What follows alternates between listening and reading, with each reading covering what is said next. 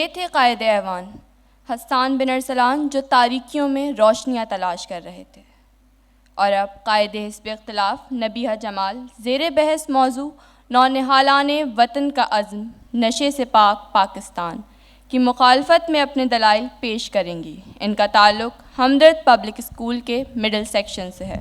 صدر ہمدرد فاؤنڈیشن پاکستان محترمہ سعدیہ راشد صاحبہ، معزز مہمانان گرامی، معزز اساتذہ کرام اور میرے عزیز ساتھیوں، میں نبیہہ جمال، طالبہ ہمدرد پبلک اسکول، آج کے اس ایوان میں بحیثیت قائد حزب اختلاف آپ سب سے مخاطب ہوں۔ جناب اسپیکر، زیر بحث عنوان پر میں قائد ایوان کے خیالات سے اس حد تک تو متفق ہوں کہ نوجوان منشیات کا استعمال کر کے اپنی زندگی تباہ و برباد کر رہے ہیں، گھر والوں کے لیے درد و کرب کا باعث اور ملک و قوم کے لیے ایک بوجھ بنتے جا رہے ہیں۔ لیکن ان منشیات کی روک تھام کے لیے جن اقدامات کا ذکر انہوں نے کیا ہے، ان پر عمل درآمد کی تو کوئی صورت نظر نہیں آتی۔ نوجوانوں کو اس دلدل میں دھکیلنے والے ہاتھ تو بہت ہیں، لیکن انہیں اس میں سے واپس کھینچنے والے ہاتھ کہاں ہیں؟ اگر والدین کی بات کی جائے تو غم روزگار نے انسان کو 2 وقت کی روٹی سے آگے دیکھنے کے قابل ہی نہیں چھوڑا ہے۔ والدین معاشی جدوجہد کی چکی میں اس طرح پس رہے ہیں کہ اولاد کی تربیت تعلیمی اداروں کے حوالے کر کر اپنے آپ کو بری الذمہ قرار دے چکے ہیں۔ رہے تعلیمی ادارے تو ان کے حالات تو آپ کے سامنے ہی ہیں۔ عمومی طور پر تعلیمی ادارے ہی منشیات کا گڑھ بن چکے ہیں۔ تازہ ترین واقعہ بہاولپور کی یونیورسٹی کا ہے، جہاں تمام خرابیوں میں منشیات کا ایک بہت بڑا کردار ہے۔ اعداد و شمار ظاہر کرتے ہیں کہ اعلیٰ نظام تعلیم میں جو گریڈنگ سسٹم ہے وہ طلبہ کو حد درسا ذہنی دباؤ میں مبتلا کر رہا ہے، اور اسی دباؤ سے بچنے کے لیے طلبہ منشیات کا سہارا لیتے ہیں، حتیٰ کہ بعض اوقات اس دباؤ کو برداشت نہ کرنے کی صورتحال میں طلبہ کی خودکشی تک کے واقعات سامنے آئے ہیں۔ تو پھر بتائیے کہ ان سب حالات میں ہم تعلیمی اداروں سے کسی مثبت کردار کی امید کیسے رکھ سکتے ہیں؟ جناب اسپیکر، اب رہی حکومت اور ذرائع ابلاغ، تو ان کی تو بات ہی نہ کریں۔ ان کا تو ایجنڈا اور مقاصد یہ ہیں کہ دونوں مغرب اور استعماری طاقتوں کو خوش رکھنے میں مصروف، اپنے لوگوں کی فلاح و بہبود سے انہیں کیا سروکار۔ بقول شاعر، مجھے راز دو عالم دل کا آئینہ دکھاتا ہے، مجھے راز دو عالم دل کا آئینہ دکھاتا ہے، وہی کہتا ہوں جو کچھ سامنے آنکھوں کے آتا ہے۔ جناب اسپیکر، قائد ایوان نوجوانوں کے لیے تعمیری سرگرمیوں کا ذکر کر کے گئے، تو میں پوچھتی ہوں کہ نوجوانوں کے لیے کیا دلچسپیاں ہیں؟ کھیل کے میدان تک تو یہاں میسر نہیں آتے، سستی تفریح گاہوں اور پرکشش لائبریریوں کا کیا کوئی وجود پایا جاتا ہے؟ لے دے کے جو چند کتب خانے شہر میں موجود تھے وہ بھی ختم ہوتے جا رہے ہیں۔ کیا نوجوانوں کے لیے کسی کھیل میں آگے بڑھنے کے مواقع موجود ہیں؟ کیا ہر میدان میں رشوت، سفارش نوجوانوں کو مایوسی کے اندھیرے میں نہیں دھکیل دیتی؟ تو انہی سب حالات میں نوجوان نشے میں اپنا سکون تلاش کرتے ہیں۔ جناب اسپیکر، ان سب باتوں کے علاوہ میں اس عنوان کو ایک دوسری جہت کی جانب لے کے جانا چاہوں گی، اور میرا قائد ایوان سے یہ سوال ہے کہ کیا صرف منشیات کا نشہ ہی وطن کی ترقی میں رکاوٹ بنتا ہے؟ جناب اسپیکر، اصل میں ارض پاک میں ہونے والی معاشی بدحالی، سیاسی انتشار، تعلیمی ترقی میں رکاوٹ، سائنسی میدان میں تنزلی اور اخلاقی اور سماجی زوال کی وجہ عدم مساوات، انصاف کی عدم دستیابی، علاقائی تعصب، بدعنوانی، رشوت ستانی اور احساس ذمہ داری کا فقدان ہے۔ گویا صرف منشیات کا نشہ ہی وطن کی ترقی میں رکاوٹ نہیں بنتا، بلکہ جن دیگر نشوں کا میں نے ذکر کیا ہے ان کی لت اس سے کہیں زیادہ قوی ہے۔ جناب اسپیکر، کیا دولت کی ہوس ایک نشہ نہیں ہے؟ کیا ہماری قوم کی اکثریت اس نشے میں مبتلا نہیں ہے؟ امیر تر ہونا چاہتا ہے، چاہے اسے اس کے لیے کتنے ہی غریبوں کی گردنوں پر پاؤں کیوں نہ رکھنا پڑے۔ ہمارا دین اسلام ہمیں سادگی کا درس دیتا ہے، لیکن ان دولت مندوں کی عیش پسندانہ زندگی دیکھ کر کتنے ہی لوگ قصب رزق حرام میں مبتلا ہو جاتے ہیں۔ کیا نونہالان وطن کا اولین ارض پاک کو اس نشے کی لت سے پاک کرنا نہیں؟ جناب اسپیکر، دنیا کی ہر فلاحی ریاست میں انصاف، عوام کے بنیادی حقوق اور روزمرہ زندگی کی سہولیات کی فراہمی کو اس ریاست کا نصب العین سمجھا جاتا ہے، لیکن ہمارے حکمران، انہیں تو اقتدار کا نشہ ہے، کرسی کی ہوس ہے، حالانکہ ملکی ترقی کے لیے سب سے پہلے وطن کو اسی نشے سے پاک کرنے کی ضرورت ہے۔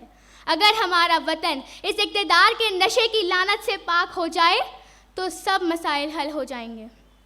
جناب اسپیکر، ایک نشہ طاقت کا بھی ہے، جسے جہاں بھی تھوڑا سا اختیار مل جائے وہ بے اختیار کی مدد کرنے کے بجائے اسے نیچا دکھانے کی کوشش کرتا ہے، اور اس میں اسے بڑا فخر محسوس ہوتا ہے، لیکن وہ یہ بھول جاتا ہے کہ نشہ پلا کے گرانا تو سب کو آتا ہے، نشہ پلا کے گرانا تو سب کو آتا ہے، مزہ تو جب ہے کہ گردوں کو تھام لے ساقی۔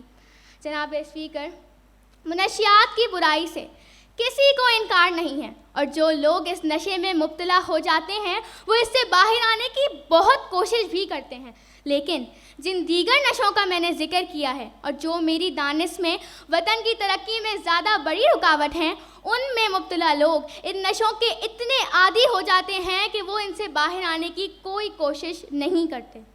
جناب اسپیکر، کوئی بھی شے جس کا انسان عادی ہو جائے وہ ایک نشہ ہی تو ہے، تو نونہالان وطن علم کا نشہ کیوں نہیں اپناتے؟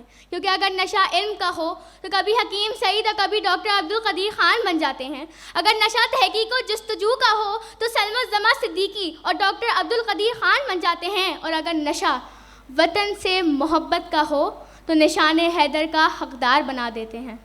بقول شاعر، ضمیر لالا میں روشن چراغ آرزو کر دے، ضمیر لالا میں روشن چراغ آرزو کر دے، چمن کے ذرے ذرے کو شہید جستجو کر دے۔ لہٰذا میں نونہالان وطن سے کہنا چاہوں گی کہ وطن کو ہر طرح کے مضر نشے سے پاک کریں اور اپنے ذہنوں کو مثبت سمت میں لے کر جائیں، اور ترقی کی راہ میں آنے والی ہر رکاوٹ کو ایک ٹھوکر سے ہٹا دیں، کیونکہ جب اس انگارہ خاکی میں ہوتا ہے یقین پیدا، جب اس انگارہ خاکی میں ہوتا ہے یقین پیدا، تو کر لیتا ہے یہ بالوں پرے روح الامی پیدا، تو کر لیتا ہے یہ بالوں پرے روح الامی پیدا۔ شکریہ۔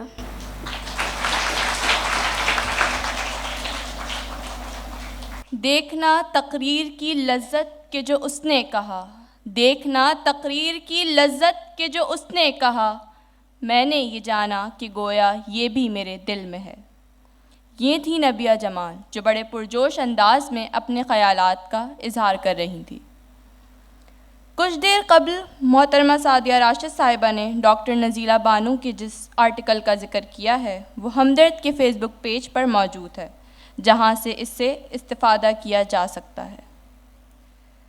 اسمبلی کی کارروائی کا آغاز قائد ایوان اور قائد حزب اختلاف کے دلائل سے ہو چکا ہے، اور زیر بحث قرارداد پر اظہار خیال کرنے کے لیے ہمدرد پبلک اسکول اور ہمدرد ولیج اسکول کے طلباء و طالبات تشریف فرما ہیں۔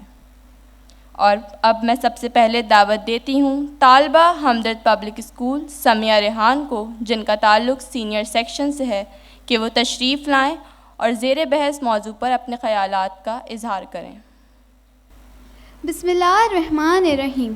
معزز صدر، معزز مہمان خصوصی صدر ہمدرد فاؤنڈیشن محترمہ سعدیہ راشد صاحبہ، خواتین و حضرات اور میرے عزیز ساتھیوں، السلام علیکم۔ اللہ تعالیٰ نے انسان کو تخلیق کیا ہے، اس کو عقل و شعور سے نوازا، سوچنے سمجھنے کی صلاحیت عطا کی، خیر و شر کو پہچاننے اور اسے اپنانے اور چھوڑنے کا اختیار بخشا، نیکی اور گناہ کا مادہ رکھ کر اس دنیا میں بھیجا۔ اس دنیا میں آنے کے بعد انسانوں نے ایسی چیزوں کا استعمال کرنا شروع کر دیا جس سے اس کی عقل متاثر ہو اور سوچنے سمجھنے کی صلاحیت ختم ہو جائے، تو اس کی مثال جانور کی سی ہو جاتی ہے۔ اس لیے اللہ تعالیٰ نے شرف سے مشرف رکھنے کے لیے ایسی تمام چیزوں سے منع کیا ہے جو اس کے مقصد تخلیق کے مخالف ہوں۔ اس میں ایسی چیز منشیات ہے۔ موجودہ دور میں جن چیزوں نے ناقابل تلافی نقصان پہنچایا ہے اس میں منشیات کی لعنت سر فہرست ہے۔ چلے تو پاؤں کے نیچے کچل گئی کوئی شے، چلے تو پاؤں کے نیچے کچل گئی کوئی شے، نشے کی جھونک میں دیکھا نہیں کہ دنیا ہے۔ پوری دنیا میں نشے کا جو رواج چل پڑا ہے، اس سے خاص طور سے نوجوان نسل بری طرح سے نشے کی لت میں مبتلا ہے، جو ہر صاحب فکر کے لیے بے حد تشویشناک صورتحال ہے۔ تمام احتیاطی تدابیر کے باوجود بھی منشیات کی شرح میں کمی کے بجائے مسلسل اضافہ ہو رہا ہے۔ منشیات ایک ایسا موذی مرض ہے جس نے لاتعداد خاندانوں کو تباہ و برباد کر دیا ہے۔ منشیات کے کاروبار کے مرض میں مبتلا لوگوں نے نہ صرف اپنے آپ کو برباد کیا ہے، اس کے ساتھ ساتھ گھر اور معاشرے کو بھی برباد کیا ہے۔ رسول اکرم صلی اللہ علیہ وآلہ وسلم کا ارشاد ہے، ہر وہ چیز جو نشے کا باعث بنے اس کی تھوڑی مقدار بھی حرام ہے۔ تا مرگ مجھ سے ترک نہ ہوگی کبھی نماز، تا مرگ مجھ سے ترک نہ ہوگی کبھی نماز، پر نشہ شراب نے مجبور کر دیا۔ موجودہ دور میں پاکستان کا جائزہ لیں تو 1982 میں منشیات کی عادی لوگوں کی تعداد 30,000 تھی، جبکہ 1986 میں یہ تعداد بڑھ کر 4.5 لاکھ سے بھی تجاوز کر گئی۔ 1989 میں 30 لاکھ کے قریب ہو گئی۔ اب ایک سروے کے مطابق عالمی سطح پر 93% لوگ منشیات کے عادی ہیں۔ اب ضرورت اس بات کی ہے کہ منشیات جیسی لعنت کے خاتمے کے لیے حکومت پاکستان کو کیا اقدامات کرنے چاہیے کہ ہمارا ملک منشیات جیسی لعنت سے پاک ہو جائے۔ حکومت پاکستان کو چاہیے کہ ایسے آگاہی پروگرام چلائے جس سے لوگوں کو منشیات کے مضر اثرات سے آگاہی ہو سکے۔ اسکولوں، کالجوں، یونیورسٹیوں میں منشیات سے متعلق سیمینار منعقد کیے جائیں، ہسپتال بنائے جائیں جہاں ان کا علاج بہتر طریقے سے ہو سکے۔ علاج کے بعد یہ افراد معاشرے میں اپنا مقام بنا سکیں۔ منشیات جیسے مکروہ کاروبار کرنے والے افراد کے خلاف سخت کارروائی کی جائے تاکہ پاکستان کو منشیات جیسی لعنت سے پاک کیا جا سکے۔ شکریہ۔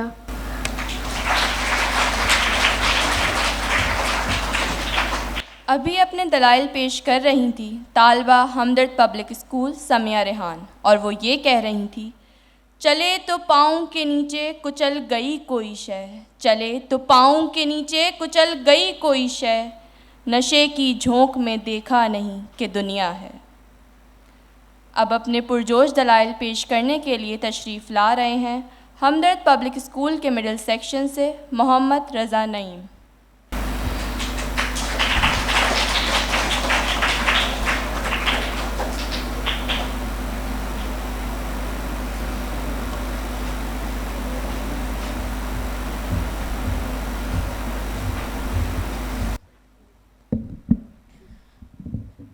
Honorable President, well-acclaimed chief guests, all treasured invitees, respected teachers, and of course, our startling students, Assalamu alaikum. I, Mohammad Raza Naeem, stand before you to discuss the challenges we face, demand our collective attention. My words unroll the aim of Pakistani youth in achieving a drug-free Pakistan. Drug abuse is a pressing issue that affects the nations and societies. It has become a significant concern in Pakistan, affecting millions of lives, particularly the youth. Illicit drug trafficking and the easy availability of narcotics, combined with lack of awareness and preventive measures, have contributed to the rise in drug addiction among youth.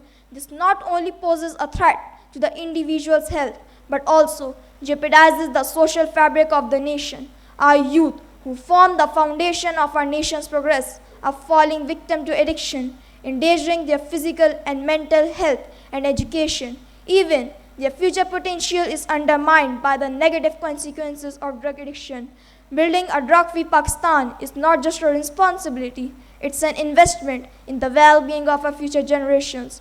Dear listeners, increasing prevalence of substance abuse among this vulnerable demographic is not only alarming, but also a clear indication that immediate and decisive action is needed to safeguard our youth. Some essential steps to build a drug-free Pakistan may include strengthening law enforcement, that is, to crack down on drug trafficking and to dismantle the networks that thrive on the misery of others, raising awareness, that is, parents and guardians should be educated about the warning signs and risks associated with drug abuse, enabling them to provide support and guidance to the children, education and skill development, that is comprehensive